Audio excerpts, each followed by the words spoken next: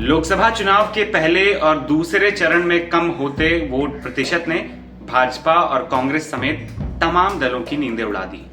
चुनाव आयोग की भी तमाम कोशिशों के बावजूद वोट प्रतिशत नहीं बढ़ पा रहा है। कोई भी ये नहीं भांप पा रहा है कि आखिर जनता के मन में चल क्या रहा है। पार्टियां दावे करती रही, हमने मतदाता को पोलिंग स्टेशन तक लाने का प्लान तैयार कर लिया है, इस बार रिकॉर्ड मतदान होगा। अब 2 चरणों के बाद मतदान प्रतिशत घटा तो कई पार्टियों की टेंशन बढ़ने लगी।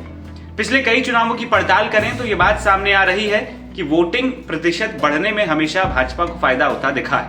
लेकिन इसका एक पहलू यह भी है कि जब सरकार के खिलाफ एंटी इनकम्बेंसी होती है तब भी लोग ज्यादा वोटिंग करते हैं। कम वोटिंग प्रतिशत रहने पर कांग्रेस को फायदा मिलता आया है, लेकिन इसका दूसरा पहलू यह भी है कि कम वोटिंग मतलब जनता की सरकार के प्रति आस्था है।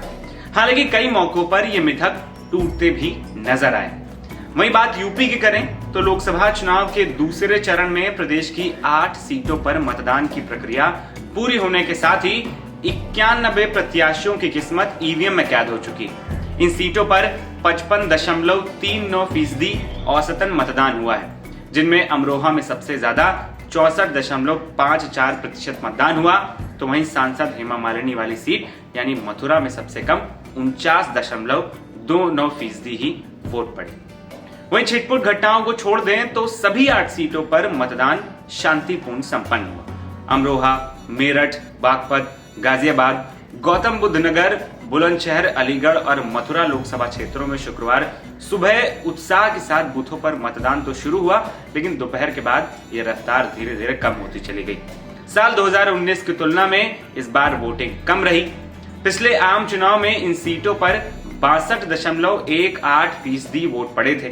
मुख्य निर्वाचन अधिकारी नवदीप रिणवा ने बताया कि मतदान शांतिपूर्ण रहा। इस दौरान कंट्रोल रूम में इंटरनेट मीडिया से मिलने वाली सभी शिकायतों का त्वरित समाधान कर दिया गया।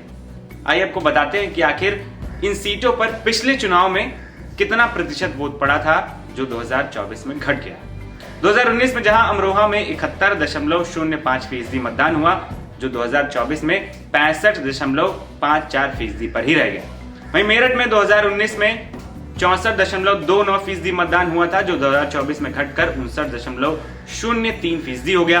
बागपत सीट की बात करें तो 2019 में 64.68% मतदान हुआ था, जो 2024 में घटकर 54.63% पहुंच गया।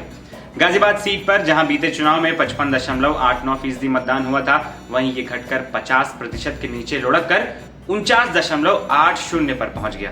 तो वहीं गौतम बुद्ध नगर सीट की बात करें, जहां 2019 के चुनाव में 60% मतदान हुआ, जो इस चुनाव में 52% तक पहुंच गया। यही हाल बुलंदशहर और अलीगढ़ का रहा, लेकिन सबसे निराश मथुरा ने किया, जहां 8 सीटों पर सबसे कम मतदान हुआ। 2019 के जिस चुनाव में मथुरा की सीट पर 61.08% मतदान हुआ था, वहां 2024 के लोकसभा चुनाव में 49.29% ही मतदान। इन आंकड़ों को देखने के बाद सबके मन में सवाल उठ रहा है कि आखिर वोटिंग प्रतिशत कम होने से किसका नफा और किसका नुकसान हो। कम वोटिंग प्रतिशत रहने पर भी भाजपा को जीत की पूरी आशा है। भाजपा नेता बाकायदा वोटों का गणित बताकर जीत का दावा कर रहे हैं। ये जरूर कह रहे हैं कि जीत का अंतर बम्पर नहीं होगा, लेकिन जीत जरूर होगी। वहीं कांग्रेस ने कम वोट प्रतिशत के आधार पर जीत का दावा किया है। कांग्रेस नेताओं का कहना है कि इतिहास उठाकर देख लीजिए, जब भी वोटिंग प्रतिशत कम रहा है, सत्ता कांग्रेस के हाथ में आई। इन दावों की असली पिक्चर अब 4 जून को ही रिलीज होगी, लेकिन वोट प्रतिशत कम हो रहा है, ये चिंता का विषय जरूर। मेरा नाम है आदर्श और आप देख रहे थे एनबीटी ऑनलाइन। नमस्कार।